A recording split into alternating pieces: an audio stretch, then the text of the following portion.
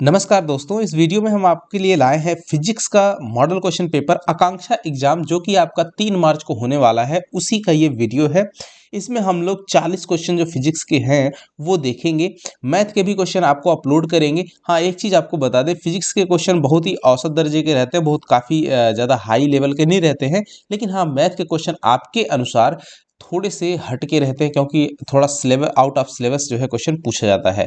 चलिए उसकी बात जब करेंगे तब करेंगे। इस वीडियो में हम बात करते हैं फिजिक्स का जो आपका 40 क्वेश्चन है वो देखिए। पहला क्वेश्चन क्या है बच्चों, और ये बता दें आपको एग्जाम के लिए काफ़ी महत्वपूर्ण रहने वाला है ये वीडियो, और इसमें बहुत सारी चीज़ें आपको अच्छी अच्छी सीखने को मिलेंगी।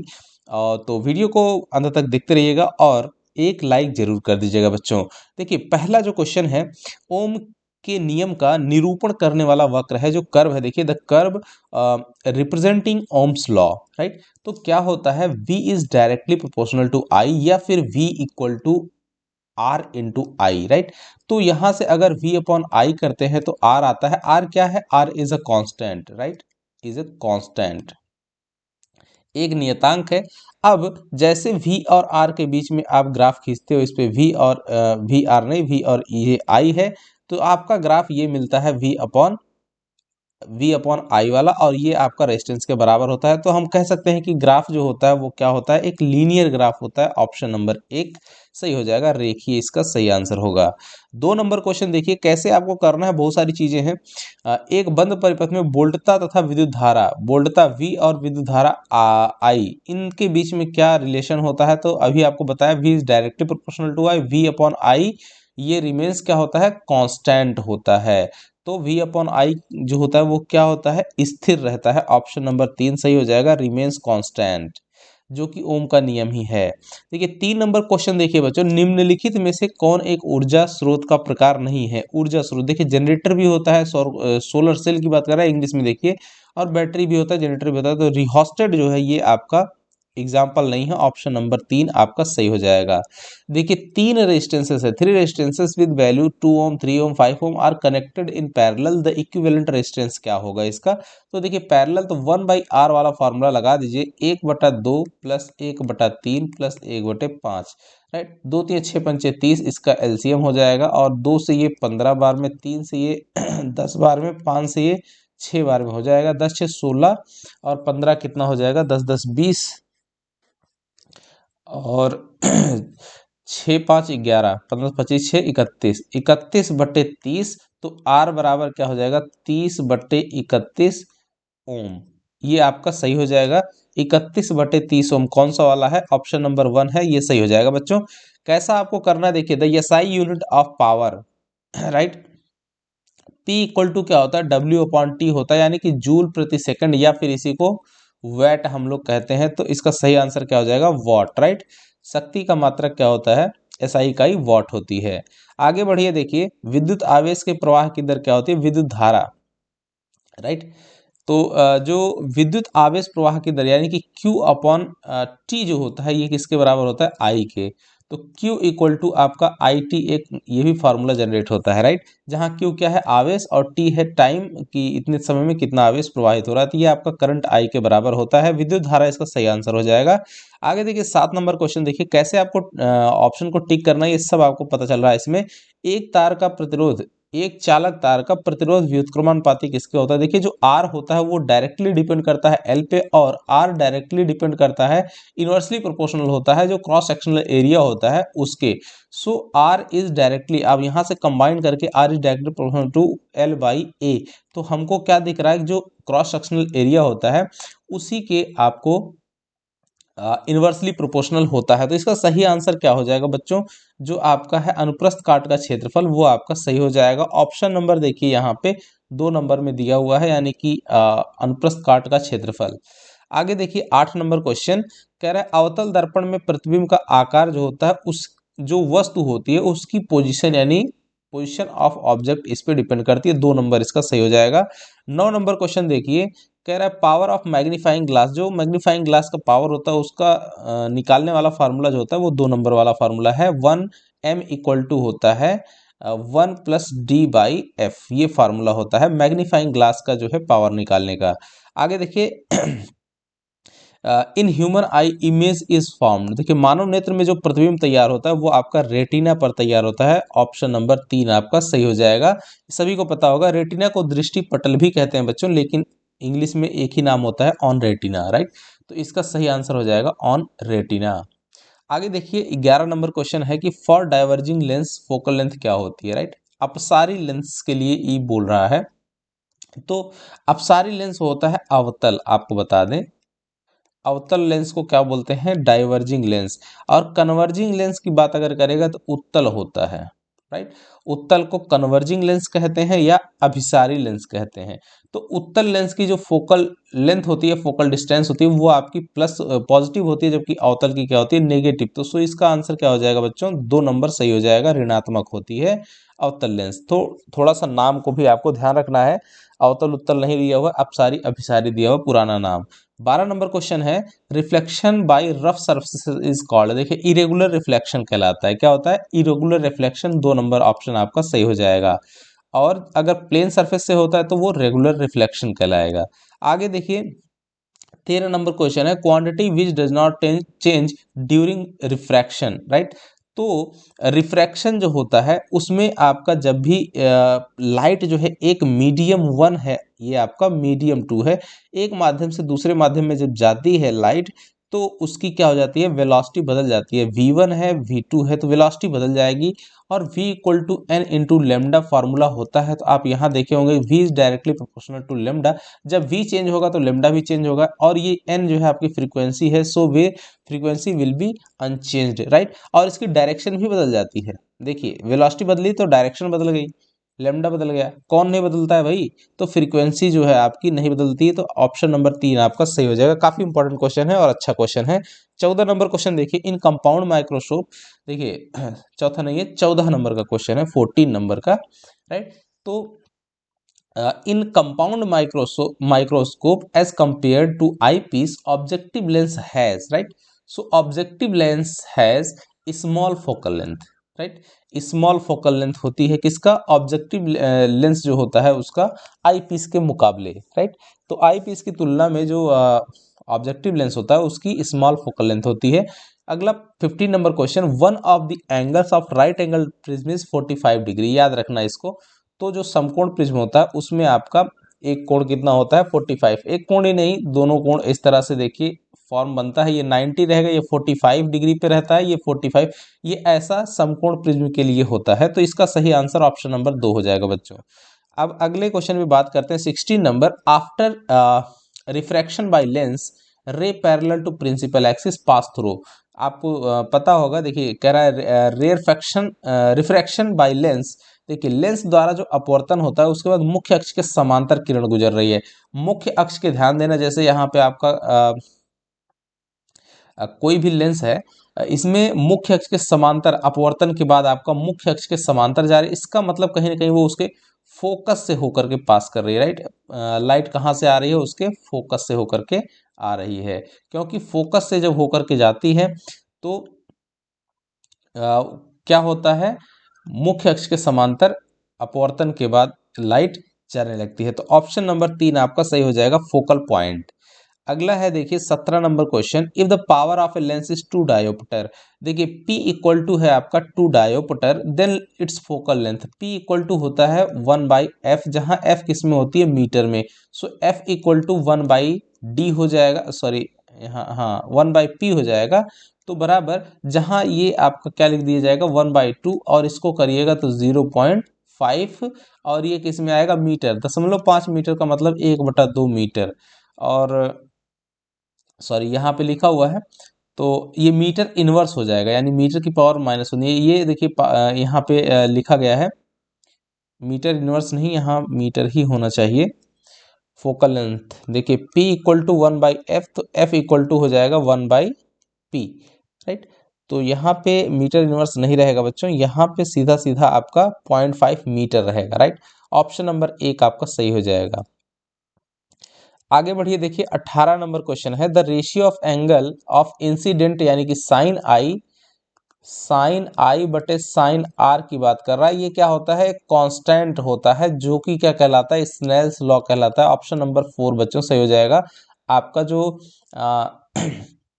अपवर्तन होता है, अपवर्तन का नियम है ये, जिसे हम लोग स्नेल्स रूल भी कहते हैं। 19 नंबर क्वेश्चन देखिए, rainbows are formed when sunlight reflects through millions of rain droplets, right. जो बहुत सारी लाखों वर्षा बूंदें होती हैं उनसे होकर के गुजरता है, राइट, तब आपका रेनबो फॉर्म होता है। ऑप्शन 2 सही हुआ। अगला है 20 number question, SI unit of refractive index जो एन होता है वो अभी आपको बताया गया साइन आई बटे साइन आर होता है, जो कि एक रेशियो होता है, इसलिए इसका कोई यूनिट नहीं होगा। ऑप्शन नंबर 4 नो यूनिट सही हो जाएगा। अगला क्वेश्चन देखो बच्चों 21 नंबर, कह रहा है in the given diagram the ray of light falls normally on the glass slab. एक ग्लास स्लैब है, मान लीजिए कि ये आपका ग्लास स्लैब है, इस पे जो है आपका ये एन डैश आपका क्या है, नॉर्मल है। इसको क्या कह रहा है कि लाइट जो है इसी नॉर्मल के अकॉर्डिंग यहाँ पे पड़ रही है। तो आपने देखा कि जब लाइट ऐसे तिरछी पड़ती है तो जो ये वाला एंगल होता है इसको आई कहते हैं, और जो ये वाला एंगल होता है इसको आर कहते हैं, राइट। तो लेकिन अब की बार लाइट क्या हो रही है, अब की बार लाइट जो है आपकी कहाँ से पड़ रही है भाई, अभिलंब के पकड़ करके सीधे चल रही है, तो आई का मान कितना हो जाएगा 0। इसी तरीके से आर का मान भी क्या हो जाएगा, आर का मान भी आपका 0 डिग्री, यानी कि दोनों एंगल 0 डिग्री होंगे। सो अपवर्तन कोण की बात कर रहा है, एंगल ऑफ रिफ्रैक्शन, तो यहाँ पे आर का मान कितना हो जाएगा आपका 0। ऑप्शन 1 आपका सही हो जाएगा। 22 नंबर क्वेश्चन देखिए, the power of convex lens having focal length 20, तो फोकल लेंथ आपकी f 20 सेंटीमीटर है, इसको बदल लीजिएगा मीटर में, यानी 100 से डिवाइड करके अब ये मीटर में बदल गया, तो 1/5 आपको मीटर आ गया। तो d बराबर क्या होता है, p बराबर क्या हो जाएगा 1/f हो जाता है। पावर जहाँ की f किस में हो, मीटर में हो, तो हो जाएगा 1/1/5, जो कि आएगा 5 मीटर, सॉरी 5 डायोप्टर।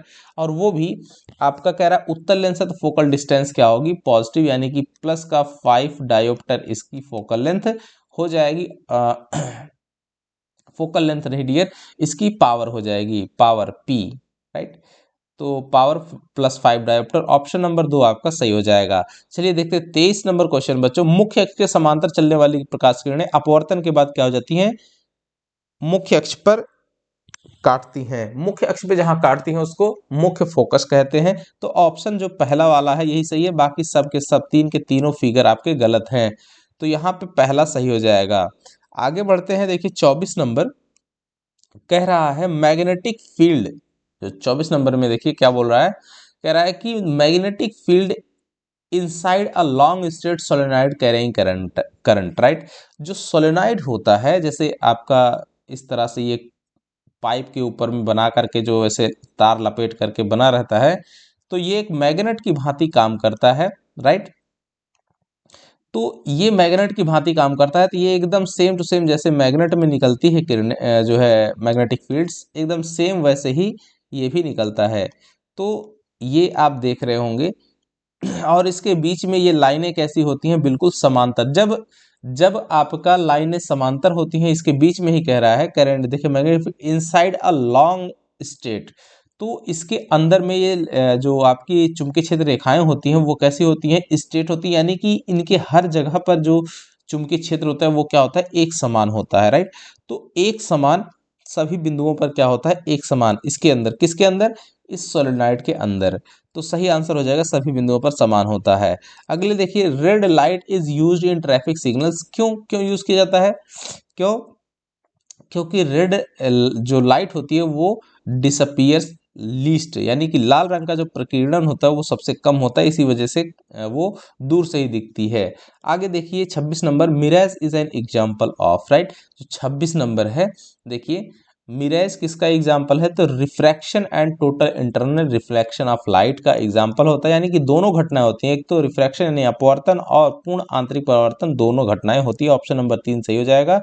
अगला देखिए क्वेश्चन है 27 number, a star appears twinkling in the sky because of, जो तारे होते हैं वो टिमटिमाते हुए दिखते हैं, इसका कारण क्या है, राइट। तो तारों के टिमटिमाने का कारण क्या होता है, जो एटमॉस्फेरिक अपवर्तन की घटना होती है, राइट। एटमॉस्फेयर, प्रकाश का जो अपवर्तन होता है किसके द्वारा, एटमॉस्फेयर के द्वारा, तो वो आपका इसका कारण होता है। तो प्रकाश का अपवर्तन, वायुमंडल द्वारा प्रकाश का अपवर्तन, ऑप्शन नंबर 3, यानी कि यहाँ लिख सकते हैं refraction of light by atmosphere. 27 के बाद 28 नंबर क्वेश्चन देखिए, the image form by convex mirror, concave mirror है, is observe to virtual erect and larger than object, what should be the position of the object, right. तो इसकी position क्या होगी, तो P और F के बीच में होती है, किसके, between the pole and mirror, right, between the pole and mirror and its principal focus. तो ये आपका ऑप्शन नंबर 4 आपका सही हो जाएगा, P और F के बीच में ये होता है, दर्पण के ध्रुवोत्थम मुख्य फोकस के बीच में, ये ऑप्शन नंबर 4 देखिए।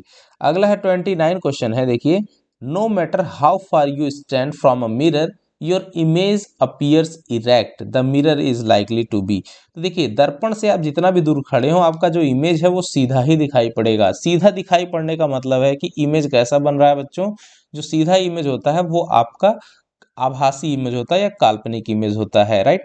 तो ऐसा दर्पण, जिस दर्पण की बात कर रहा है ध्यान देना, तो एक समतल दर्पण, उत्तल दर्पण, अवतल दर्पण, 3 होते हैं, इनमें से कौन सा होगा, तो आपको ये बता रहा है। एक क्वेश्चन में 4 नंबर में दिया समतल या अवतल, तो ध्यान देना, अवतल जो होता है उससे आपका रियल इमेज बनता है। अवतल जो होता है रियल, तो अवतल तो कभी होगा ही नहीं, क्योंकि यहाँ रियल इमेज की बात कर ही नहीं रहा है। रियल इमेज क्यों, क्योंकि रियल इमेज उल्टा होता है। और ये इसने क्या कहा, प्रतिबिंब कैसा होना चाहिए, सीधा होना चाहिए। तो ध्यान देना, जैसे ये आपका प्लेन मिरर है, तो प्लेन मिरर है, तो इससे जो होता है, इसके सामने अगर कोई ऑब्जेक्ट रखी हुई है, जितनी दूरी पर रखी जाती है उतनी ही दूरी पर यहाँ पे इमेज भी फॉर्म होता है।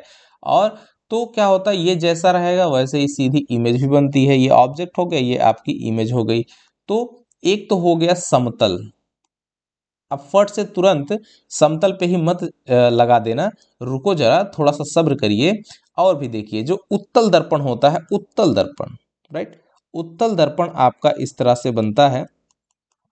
इसकी भी जो इमेज फॉर्म होती है, वो इमेज आपकी कुछ ऐसे ही बनती है, ध्यान देना।